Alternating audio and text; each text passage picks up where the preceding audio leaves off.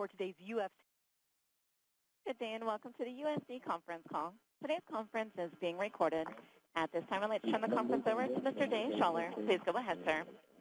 Thank you, and hello, everyone. Welcome to the special UFC conference call featuring UFC President Dana White dialing in today from Sacramento, and George St. Pierre, who's calling us today from Quebec. The flow of the call today is going to go as follows. We're going to take the first couple of questions for George, as he does have an engagement to get to.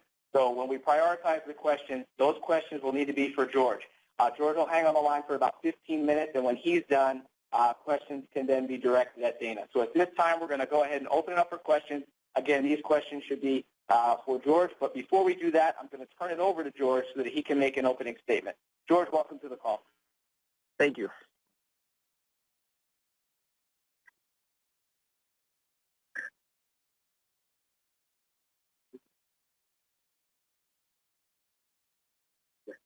George, did you want to go ahead and make your opening remarks, sir? Oh, okay. Sorry, I'm on the line. Sorry, I had a problem with the phone. Yeah, when I'm here today, I've talked with Dana and Lorenzo about it. Been fighting for a long time. I had 22 fights in UFC. 15 of my fight is for a world title. I've been fighting a very long time for a high level. It's a lot of pressure, a lot of criticism, I decided I need to take time off, and I know the UFC is a business, and they can't wait for my little person, for sure. They have to keep things rolling. So I vacant my title for the respect of the other competitor. And one day, when I feel like it, I might come back. But right now, I need a break. Thank you, George. Why don't you say it in French too for the people on in Canada that might? Yeah. I talked with Dana. Sorry, in French.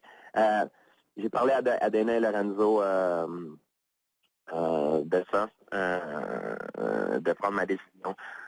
J'ai 22 combats UFC, 15 de mes combats, c'est des combats de championnat du monde. Ça fait longtemps que je suis sur le circuit du UFC et je combats à très haut niveau. Durant toutes ces années, j'ai eu beaucoup de pression, beaucoup de critiques, beaucoup d'attentes.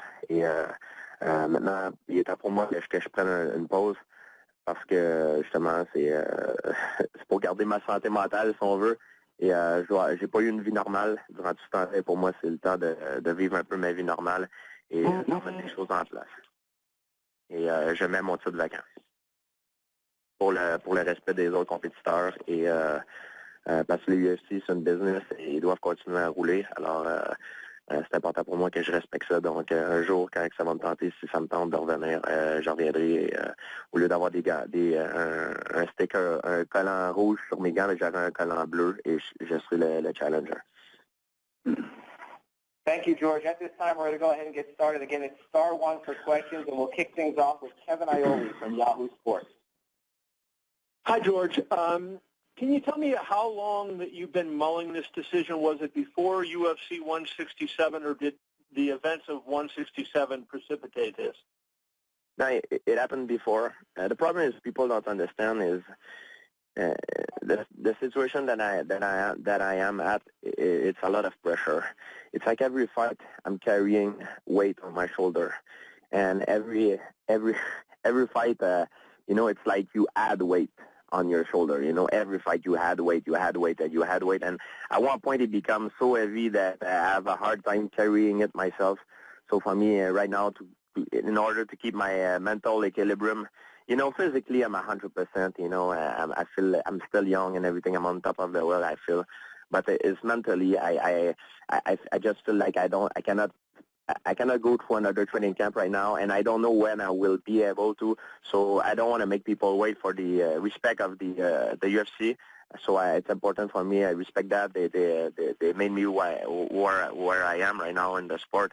So I vacant my title, and one day I feel ready. I'm gonna come back, and instead of having a red sticker on my glove, I'm gonna be a blue sticker, and I'll be the challenger. I claimed the Everest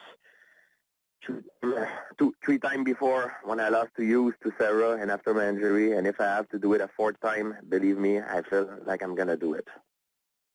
George, from that, you talked a little bit after 167 about, you took some headshots and all that. Is part of this, even though you said your health is good, is part of it, concern about the fact that you've taken some shots and you are worried about your health?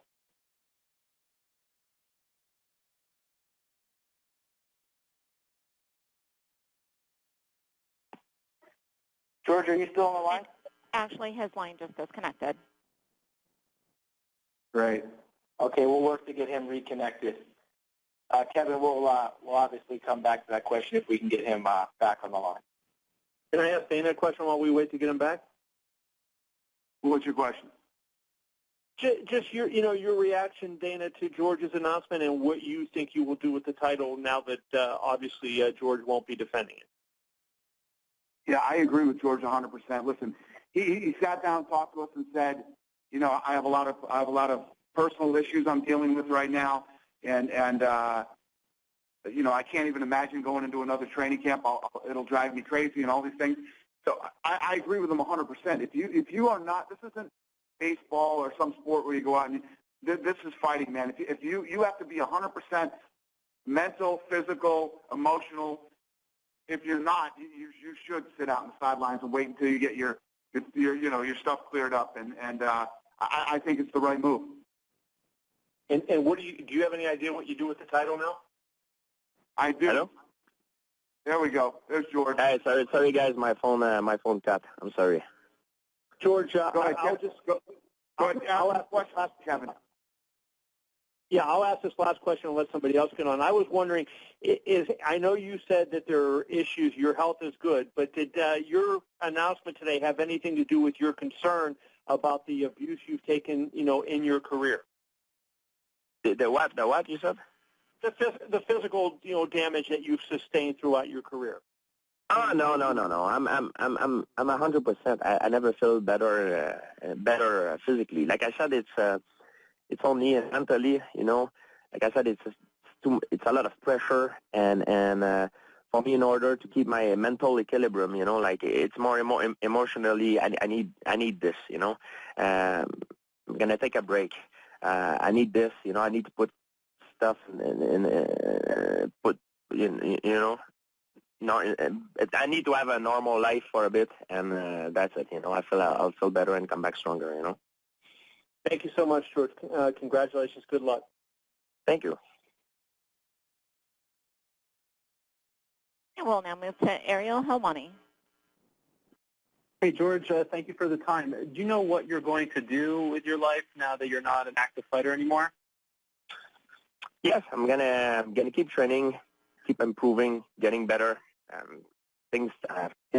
lot of things to change, and live a little bit more of a normal life. And yeah, that's about it. So, are you going to still be a part of TriStar and help those guys train? And will you still be present at the Yeah, of course. I will. It's just that I won't have the pressure of competing. The problem with me, guys, which made me what made me champion, and the reason where I am. It's my biggest quality, but it's also a big issue for me. I'm completely obsessed about something. When they announce me for a fight, they say, "Oh, you're gonna fight that guy that date." I'm start right away thinking about it, and not only thinking, like getting completely obsessed about it. I think about it constantly. Before I go to bed, when I eat, when I drive my car, when I train, it's completely crazy. So the fact that I don't have this thing, I'm gonna focus more on something else, like normal life. I'm gonna keep training because I'm a martial artist. That's what I do in my life, and get better. And if I come back one day, I promise you I will get much better than I was now. I'm gonna fix things, make myself stronger. And just two quick follow-ups. Did you feel this way in the cage at UFC 167, or did you decide that you were going to do this in the last few weeks? No, I knew before. Like I said, I knew before I was going to do this. It just built up over time. It built up after fight, after fight, after fight, after fight, until the point that I told myself, I said, I need this. That's why after the fight, if you look at when Joe Rogan gave me the mic, I knew I was going to announce it. But normally, the way the fight finished and everything, it was a controversy in part, and Joe Rogan gave me the mic. I didn't know if it was a good timing to say it. That's why it looked a little bit awkward, but it didn't look good the way I said it. I was hesitating. I don't know if I should have said it or not. It was bad timing. I shouldn't, probably. But, I didn't have the word. I was very emotional and stuff. But I knew before the fight it was going to happen, yes. Okay, and you've never said the word retirement throughout all of this. So what does your gut say? Do you think one day you will come back? Yeah, I believe one day I will come back. The problem is I don't know how long. I cannot put myself on another training camp right now. I feel like mentally I need a break. And that's why, and I don't want to make nobody wait. I just want to do it when I feel like it, and will become stronger when I will, And it's going to be up to me. It has to be on my term, and will make me stronger. And once again, that is *1 if you would like to ask a question. We'll now move to John Morgan. George, thanks for the time. You've mentioned the word criticism and the word pressure a couple of times, but you're saying that you still love martial arts and you're going to continue to train. So I wonder, what is it that you're trying to get away from? Is it to get away from the fans? Is it to get away from the media? I mean, what is it that you actually want to get away from? I love my sport. To tell you the truth, I love my sport. And I've never been a victim, I've never been a victim of anything. I choose this life, I choose to do this. Nobody ever forced me. But the problem is, as much as I choose it to do it, now I choose to not do it. It's my right. I'm allowed to do it. I choose to not do it, because I feel mentally, it's a lot of pressure. Nobody can understand the situation that I am at. It's been all this pressure and all this weight I carry on my shoulder has been built up over a long time. People are like, oh, you only fight like maybe every 4 months. But what they don't understand is there's so much promotion going with it. Is the press tour, the prime time, the camera, the trash talking, the build up. Everywhere I go in restaurant, as soon as I step out of my house now in Quebec, because the sport now is popular, everybody's like, hey, good luck for the fight. Hey, the fight this. Hey, the fight that. Hey, what you gonna do to the guy? They talk about me, about this all the time, and it's completely insane. Every day of my life is like that. So nobody can understand this pressure. It's hard to explain. But, what I try to run away from it's all that pressure and everything about that. And right now I need to take a pause and will make me strong and then go back to my thing, have some project in my mind, and it's going to make me stronger. Yeah, I can understand that. What about, you said you may come back. Do you know what it's going to take? I mean, certainly it's difficult for you to know until you've been there, but is there a trigger? Is there something that you're waiting, like a mental state or a feeling? I mean, no. If I give you a date, I immediately put me back into a date, into pressure, into, I'm going to start thinking about it. It has to be on my term. I don't know when. I don't know if. I don't know, I think I will. I can say 100%, but right now I don't. I just don't. I don't want the people thinking about me. I know a lot of guys, they're going to be like, oh, I want to fight St. Pierre because he has a lot of pay-per-view buy, and I want to make money, I understand that. Everybody's in for the business. But I'm just tired of this right now. I need a break and get away from it. And if one day I decide to go back, when I feel like it, I will be stronger, I promise. And we'll now move to Jess Wagenheim. Similar to the question that was just asked, but I'm about the possibility of you coming back. But I'm wondering if you know of some things that you actively will be able to do during your time off that will prepare you for a possible comeback. Because if you do come back and you come back strong, you talk about being physically strong. And if you come back and win the championship again, the whole thing will start over again if you're not prepared for it to be different. So have you thought about what kinds of things you need to do during this time to prepare yourself? No, it's like I said, a lot of this thing is part of my personal life. I keep my personal life personal, and that's it. That's all, you know. And I need to do stuff, you know, and that's personal. And we'll now move to Peter Tardis. Salut, Georges. I'd like for you to explain just how this vacant title is going to work. I mean, if ever one day you decide to come back, what's the scenario? What's going to happen? I don't know. If one day I decide to come back, I'm gonna, of course, have a talk with Dana and Lorenzo. And then after the talk, it's gonna be up to them. If I need to prove myself again, I have a couple of fights before going for a title shot, I will be ready to do it. And if I go straight away for a title shot, I will be ready either. Mixed martial art that's a sport that I love. That's what I do best in life. And regardless, whatever they tell me to do, I will be ready to do it. Whoever they tell me to fight, I will be ready to do it. If I decide to come back, I will be to do everything, be back on top of the game, and will be my decision. And when I decide, and if I decide, I will be ready to do everything that it will take to get me there. We'll now move. It will just make me feel good too. You know, I've been on top for so long, so everybody is looking at me. I'm the target. You know, right now it's gonna make me feel good. The guys fight each other, you know, so I'm out of the equation. And if one day I come back, I will be the one that will look up to the guy on top of the mountain and try to claim it. And it just, you know, I need this time off. And we'll now move to Mike Giappetta. Hi, George. First of all, congratulations to you on your decision. I just want to wish you good luck, whatever happens in the future. Beyond that, I wanted to ask, you know, you talked about the pressure and the weight and everything that goes along with being the champion. Did you feel as though all of that was actually affecting you once you got in the cage as well, maybe in the training room or in the cage when you competed? Like I said, it's been a long time. I wanted to do this. It built up on my shoulder. Training camp after training camp. Things that I want to do. Personal thing to do, and I keep my personal life personal. My life is a freaking zoo right now, and that's it. I need to go to my thing and take a break, and that's all I can say. I'm sorry, I'm like a tape recorder. It makes me laugh, but I know you guys trying, but you're not gonna get anything personal out of me. That's all.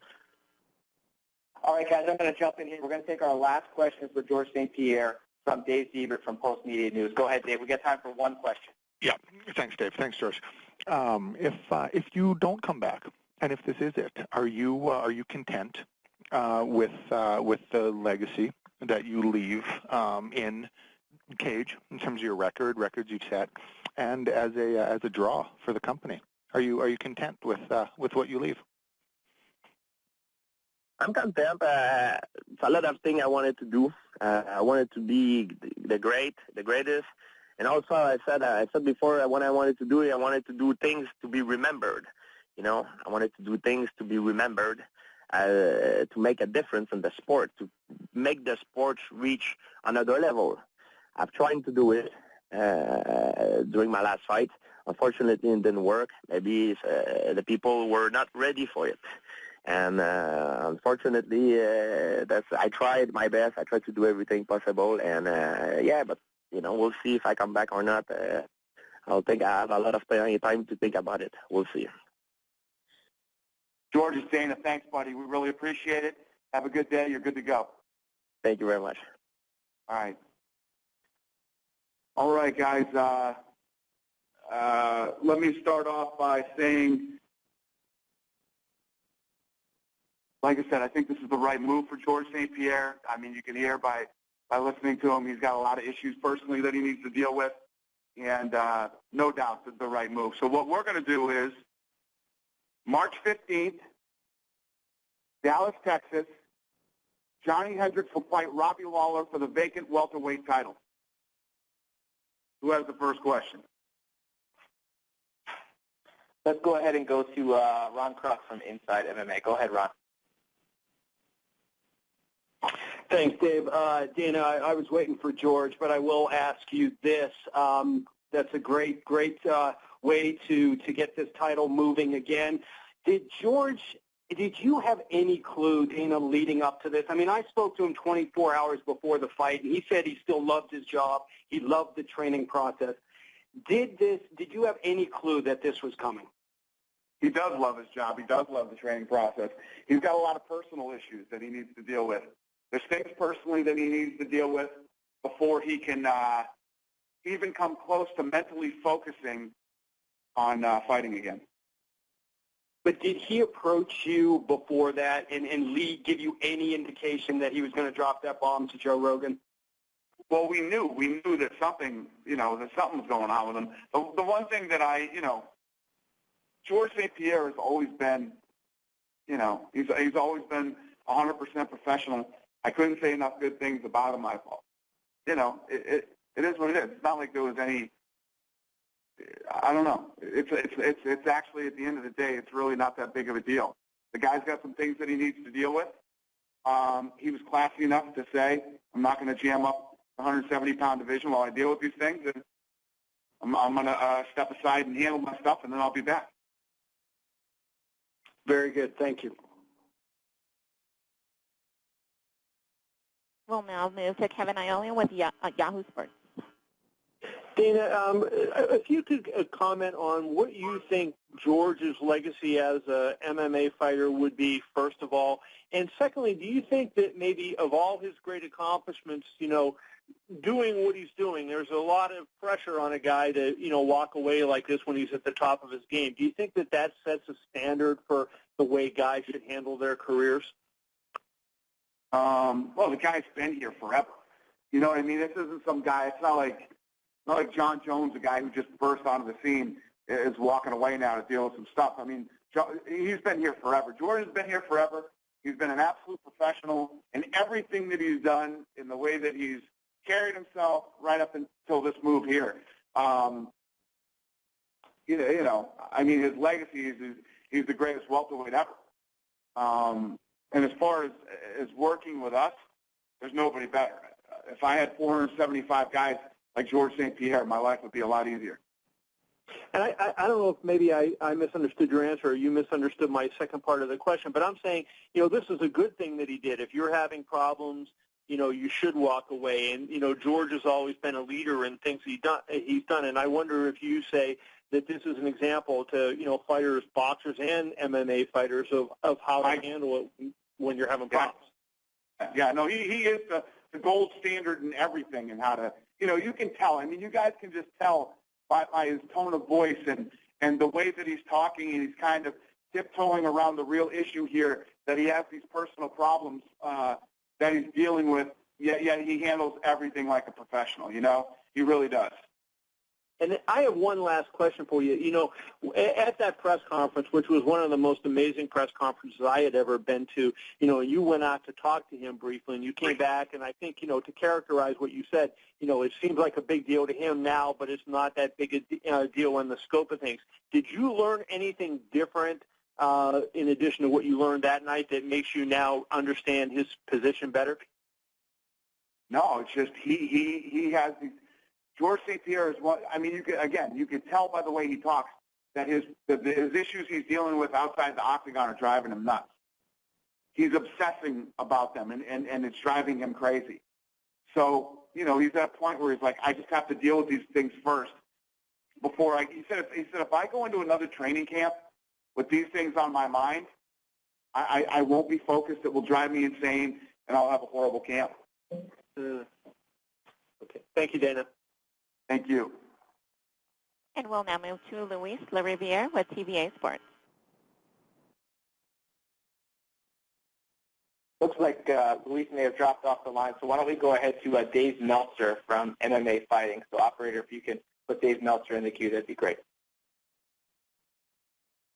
Hello? Caller, please go ahead. Go ahead, Dave. Hey, Dana. I mean, the one question I wanted to ask this to George, and I don't know if you even know the answer, but do you know any kind of he was talking about it was before this last fight.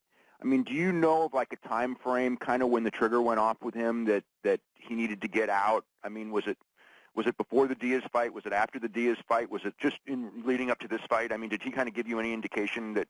Yeah, it was leading up to this fight. It was the camp for the Johnny Hendricks fight.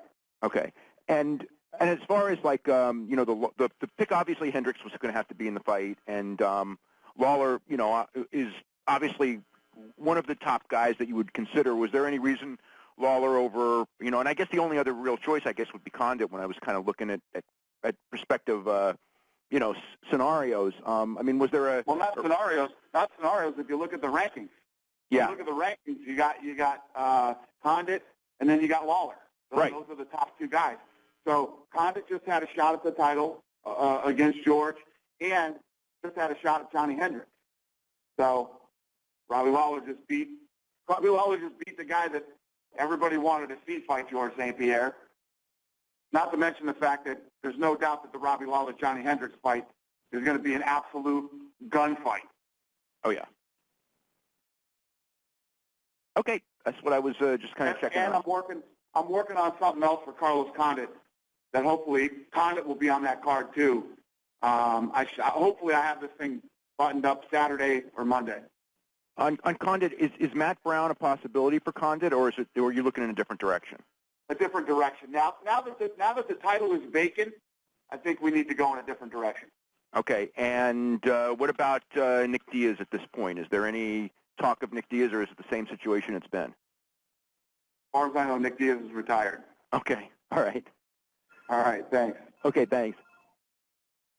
And we'll now move to John Morgan with USA Today. Thank you. Dana, obviously you're being very supportive of George's decision, but can I ask, what clicked with you? What changed? I mean, obviously the night of 167, you felt certain that he'd be back and it was no big deal and he could work through it. And now you're saying, no, the guy's making the right choice. He's taking some time off. So what changed between then and now? No, nothing changed. I mean, obviously, I made it very clear I was pretty emotional that night.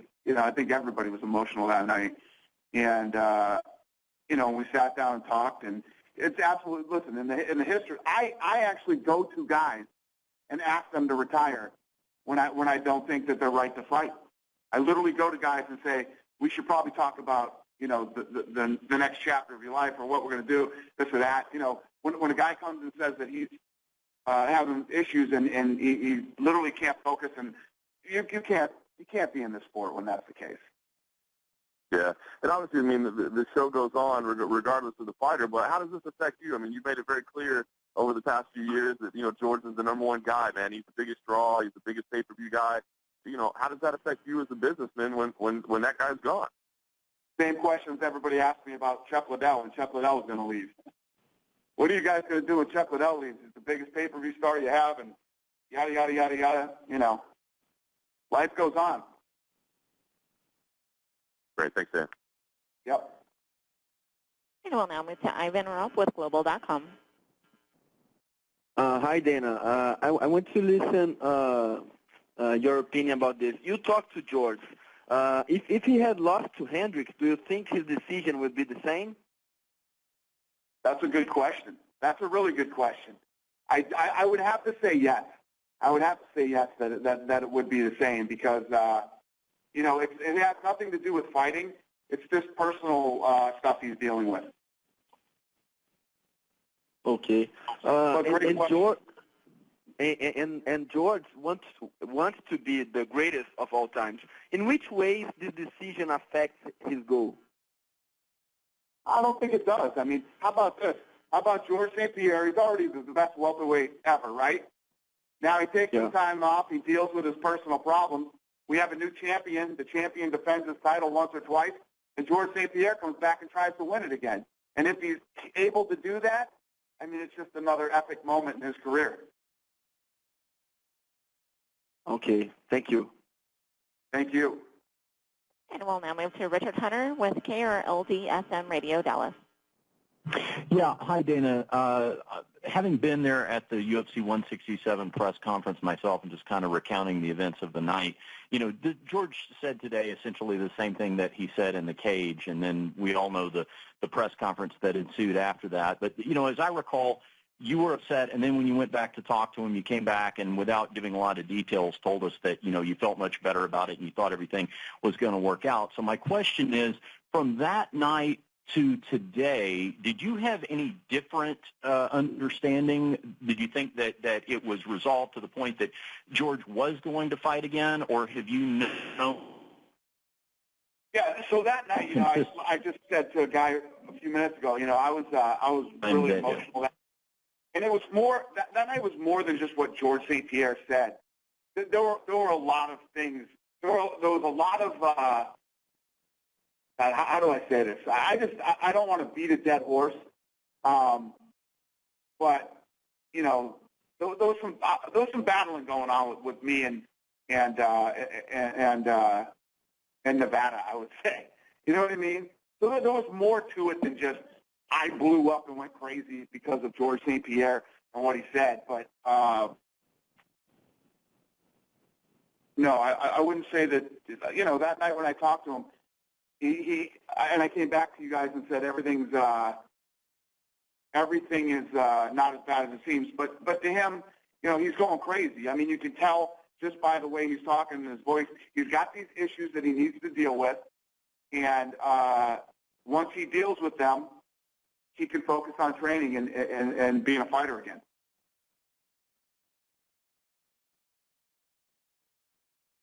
Can I answer your question?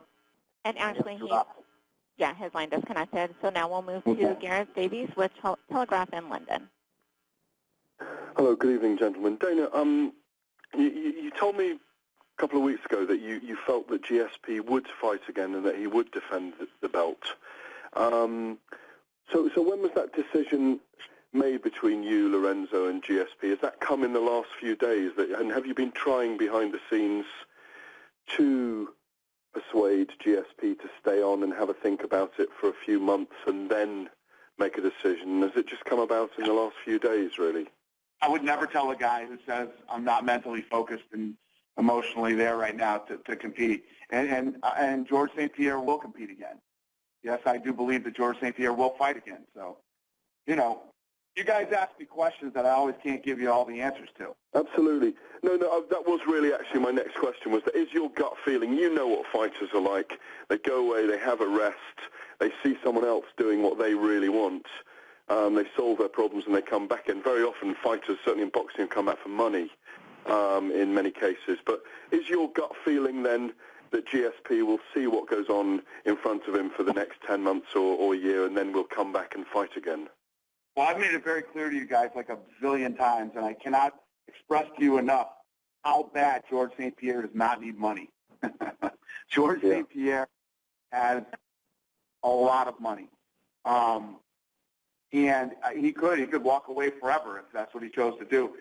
I honestly don't believe that he will do that. I think he will come back. He needs to button up some things in his personal life, and then you'll see him again. Many thanks. Thank you. Thank you. And we'll now move to Karen Bryant with MMA Heat. Thanks for taking the time. I know a lot of my questions have already been answered, but Dana, I was curious. I know you always talk about people, asking you for certain fights, and I know we talked about the rankings and who's available, but Robbie Lawler is somebody who's so low key. I'm just curious how that conversation went with him, his reaction to knowing that he was going to be fighting for the title, and exactly a little bit more about why you did decide to go with Robbie. Yeah, the reason I went with Robbie is because Carlos Condit already had a shot at the title with George, and then, just fought Johnny Hendricks and lost. So Robbie Lawler was the next guy in line. So Lawler will get that fight, and Condit hopefully will fight on that card too. I'm trying to work that out as we speak. And how did they react? Johnny Hendricks went absolutely crazy, and Robbie Lawler went about as crazy as Robbie Lawler can go. Well, it's interesting, too, when you talk about something fun for Carlos Condit. I mean, when you look at the rankings, most people are tied up now. So what does fun mean? Well, I'm working on it. As soon as I get it done, I'll let you guys know. Hopefully I can. All right. Well, and lastly, just, you've mentioned how, and we all know, obviously, that George has been there so long. Just I'm curious about your thoughts on the idea that we are getting new blood, at the top of the division, and what that might do for you. Obviously, we know that George is such a draw, but at the same time, you might be able to make the argument that having all this new blood in there adds new excitement to the division. Well, yeah. I mean, this is the way sports work. I mean, it's the way the fight game works. Guys don't hold belts forever. Guys don't stay champions forever. And new guys go in there, new fights happen. This is life. This is sports. This is the way that it works. But I was saying, you jumped in. I was saying, hopefully I can get this thing done Saturday, and maybe I'll have an answer for you guys at the press conference Saturday night. Or if not, I can get it done by Monday. Okay, great. Thank you. Thank you. And we'll now take a follow-up from Mike Chiappetta. Most of my questions have been answered, Dana, but I just have two quick ones. The first is, why is GSP's retirement, why does that affect like Matt Brown, in the sense that you said, you need to go in a new direction for Condit now? Why is that? That didn't affect Matt Brown that way. Matt Brown has a couple of herniated discs. That's no joke. I'm not pressuring or looking for Matt Brown to come back anytime soon. Matt Brown is hurt. Okay, fair enough. Just to clarify, John Jones and Glover Teixeira, are they still the main event for the Dallas card, or no? John Jones and Glover Teixeira, yes. They are still the main event, okay. All right, that's it for me. Thank you. Thank you. And we'll now move to Brian Oswald with Bleacher Report. Go ahead, Brian. That was actually my question about John Jones versus Glover. Just wanted to confirm if it was still the main event. Yes. Okay. All right, thank you. We'll now move to Jay Genauer with Global Sports. Dana, first off, best of the holiday season to you. Two questions. One is, you talked about the fight that we're going to see between Hendricks and Lawler. How much does this change the UFC landscape with what's going to happen in the welterweight division? I mean, we all know, and you called GSP the greatest welterweight ever. If anything, he's not a guy who's going to stand there and slug it out every fight. But now it seems like, as you said, you got guys who are going to go in there and get it all the time. How different is this welterweight division going to be? Well, I mean, I don't know how much different it's going to be. All these guys were here before, too, when George St. Pierre was here. But, and I kind of get the reference that you're putting out there. But, I mean, if you talk about George St. Pierre's style, I mean, the guy is still so popular, and people love the guy and love to watch him fight, and his events are huge. We'll see what happens. Obviously, as a fight fan myself, personally, I love the Lawler Hendricks fight. It's going to be an absolute, it's going to be a gunfight. It's going to be a dogfight. It's going to be, these guys are the type of guys, both good wrestlers, both heavy punchers, both knockout power. It's going to be awesome, man. This is like a Hagler-Hearns fight. As far as the accolades go, we all know how much GSP has meant to the UFC. And, you talk about, well, who's going to be, taking over those reins. But how important has GSP been to the UFC? I mean, we've seen what he's done for our country here in Canada. We've seen what he's like when he goes around the world. But can you really say how solid he has been for your organization, Dana? Yeah, it's funny because he said I wanted to change the sport. I wanted to help elevate the sport, and he did that. He did that big time, not just in Canada, not just in the United States, but all over the world. And Dana, lastly, there's a lot of crap that always gets spewed on Twitter, the internet rumors and all the rest. And I know GSP likes to keep his personal life personal, but, as far as the, impregnating a woman, the family stuff, I mean, do you think all this kind of stuff factors into the mental stress that it seems like he was under about the whole pressure? Yeah, there's no doubt. That kind of stuff, starts to drive you crazy. I mean, he can try to isolate himself from it, but he still hears it. It still happens, and he's going. Listen, the guy's been champ forever. He's a mentally strong guy. He's got to deal with. It's like it's like when he's talking about. He's like, if I was going to fight again, I'd have to go back into camp again soon. I can't go to camp. It's like when you just come home from a trip, right? you've been on vacation for 2 weeks. And you just got home and you got to be to work tomorrow, but you got a ton of shit that you got to do. You got to handle and take care of stuff, whether it's your laundry. He's got some laundry to take care of. He's got some stuff that he needs to take care of. He doesn't have to worry about going to camp or making any press appearances or doing anything for the UFC. He can just focus 100% on his personal life, get his laundry done, and then jump back into the game. And lastly, Dana, are you any closer to jumping back here to Vancouver? It's been a few years since we've seen you guys here. I mean, you know how this market is. Any progress for 2014 or 2015? I love Vancouver, man, and I can't wait to get back up there. Not just to do a fight, but I love the city. It's an amazing city, and we'll be there as soon as we possibly can. All the best and have a good Christmas. Thank you. Likewise. Thank you. We'll now take a follow-up from Ariel Helwani.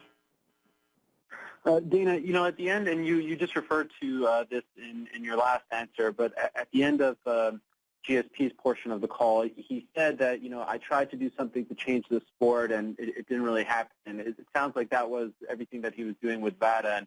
And, leading up to the fight, he was saying that he felt like the UFC didn't stand by him. Did he ever tell you that was one of the reasons why, that he felt like he tried to change the sport, it didn't work, and he had enough of the whole thing? No. That never came up? No. Okay. You're looking at 2014 with no GSP. Pettis had surgery yesterday. Kane had surgery on Tuesday. Does any of that scare you at all? No. Doesn't scare me at all. This is what we do for a living. This is what we do. If that scares me, I'm in big trouble. And just one last one. So there are some fighters, like Kane and Pettis, they have surgeries. They're out for almost a year. Why did you, not just let him, you say he's like a guy who's coming back from a trip and the laundry and all that. Just to have him around as an active fighter, it means a lot. Why not just do like an interim belt or something like that? Why does he have to actually drop the title if he's coming back? Because he's going to handle this stuff. Who knows how long it's going to take. And he was just out for over a year. He was just out for over a year with ACL surgery. It's the right thing to do. Okay, thanks. Yep. We'll now move to John Oregon with Fighters Only Magazine. Hello. Hello, I'm here. Hi, that's a question for Dana. Just regarding the contractual side, obviously you have contractual obligations on both sides with all your fighters about, appearances and times they have to be offered fights and this and that. Is GSP on a contract freeze now when he says he might be away for a year? Does that mean that his contract is formally suspended for a period of 12 months, or how does the whole thing work? Yeah, his contract freezes. And you kind of touched on this a little bit. How do you feel that GSP's hiatus is going to affect Canadian market penetration? Yeah, obviously, in GSP fights, we do amazing buys in Canada, but GSP will fight a couple times a year. It's just guys. Listen, when we went through the whole thing when Chuck Liddell and many other fighters, started to retire. It's like, oh no, what are these guys going to do now? They're in big trouble now. Da da da da da. I mean, we hear this stuff all the time. It's like a broken record. This is the business that we're in. This is what we do. You've seen a lot of big stars emerge over the years. Obviously, you've seen GSP come up through the ranks from when he started to what he became. You've got a lot of your champions out of action next year, but who have you got your eye on who you think could emerge as a big star over the next 12 months? I don't know. Off the top of my head, I don't know. Who could emerge? Let me tell you what. Guys live fight to fight. Let me give you an example. When we did the Alexander Gustafsson fight with Jones, everybody said, this fight's crazy. This guy doesn't deserve the fight. Yada, yada, yada, yada, yada. Now, all anybody can talk about is Gustafsson fighting Jones, and that's what they want to see again. Antonio Bigfoot Silva and Mark Hunt went into Australia last weekend, and, they were the main event. Good fight, interesting fight. Blew the door. I mean, that's all I talked about for 4 days. It's all anybody talked about. It's just, this is the fight business. Tomorrow night on Fox here in Sacramento, these guys are going to go out there, and Monday morning, everybody's going to be talking about somebody. Okay, good stuff. Thank you, Dana. Thank you. And we'll now move to Carlos Contreras with Millennium. Hi, Dana. I just wanted to ask you about, it's pretty much about the contract issue that already talked. Is he a free agent? Is there a time frame for you to ask him to come back, or is he gonna have to have a new contract ever if he comes back in a year or 2 years? Yeah, if George St. Pierre stays out for 6 months or 6 years, his contract is frozen.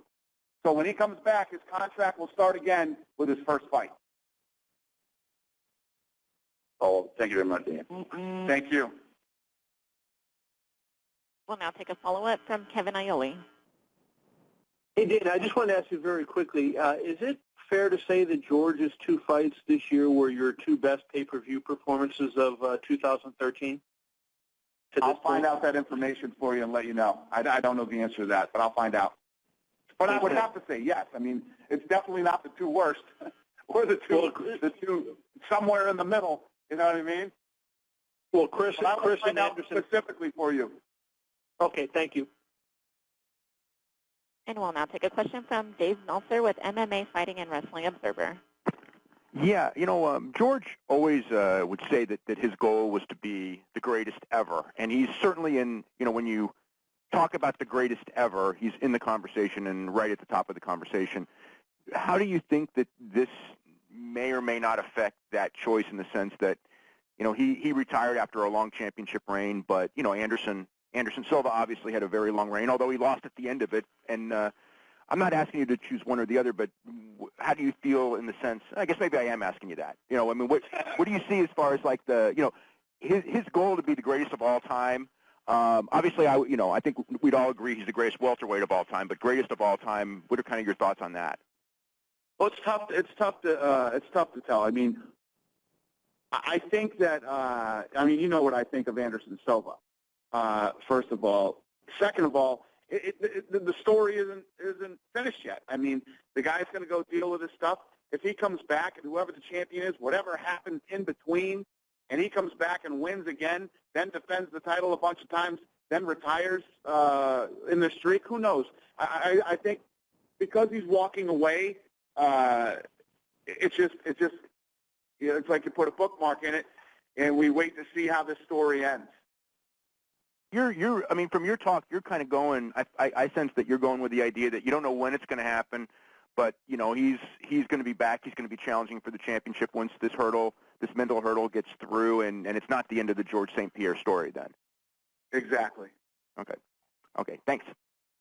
All right, so I'm going to wrap this thing up. I want to thank everybody. For those of you that aren't going to be here tomorrow night in Sacramento, I just want to say happy holidays to you and your family, and hopefully I will see you all December 28th in Las Vegas for Silva versus Weidman. Thank you guys very much. Have a great day. And once again, that does conclude today's conference, and we thank you for your participation.